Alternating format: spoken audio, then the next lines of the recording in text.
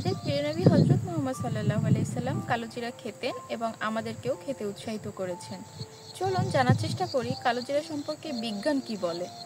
Fresh food and agriculture থেকে সবাইকে স্বাগতম। আমি কারিমা আক্তার, পড়ছি BSc in food science and nutrition. আমি বিশ্বাস করি মানুষের উন্নতি এবং অবনতির চাবিকাঠি হলো তার অভ্যাস। বাকি তথ্য জানতে সাথেই থাকুন। ওজন কমানোর ক্ষেত্রে কালোজিরা।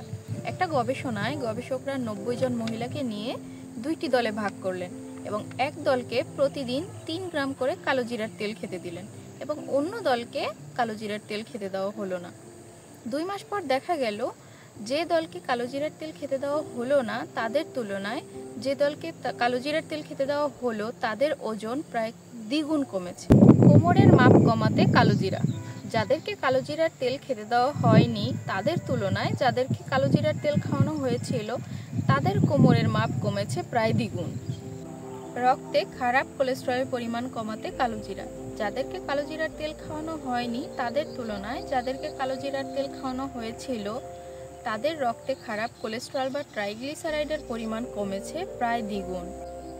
প্রজনন ক্ষমতা বাড়াতে কালোজিরা। ইরানের 68 জন প্রজনন ক্ষমতাহীন পুরুষকে প্রত্যেক দিন 5 ml করে কালোজিরার তেল খেতে দেওয়া হলো এবং একটা নির্দিষ্ট সময় পর দেখা গেল যে তাদের প্রজনন ক্ষমতা বেড়ে গেছে এবং কোনো রকম সাইড এফেক্ট ছাড়াই। ডায়াবেটিসে কালোজিরা। একটা গবেষণা করা হয়েছিল প্রায় 100 জন মানুষের উপর যারা টাইপ 2 ডায়াবেটিসে আক্রান্ত ছিল।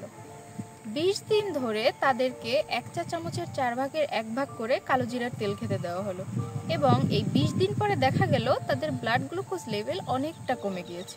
তাছাড়া নিয়মিত কালোজিরা বা কালোজিরার তেল খেলে বিভিন্ন ধরনের ক্যান্সারের বিরুদ্ধে কাজ করে, ঠান্ডাজনিত রোগ নিরাময় হয়, অ্যাজমার বিরুদ্ধে কাজ করে। এছাড়াও রয়েছে কালোজিরার নানাবিধ উপকারিতা। এতক্ষণ যে সকল গবেষণার কথা বললাম তার লিঙ্ক ডেসক্রিপশন বক্সে দেওয়া হলো, আপনি চাইলে দেখে নিতে পারেন এবং চাইলে ফ্রেশ ফুড অ্যান্ড এগ্রিকালচার থেকে আপনি কালোজিরার তেল অর্ডার করতে পারেন।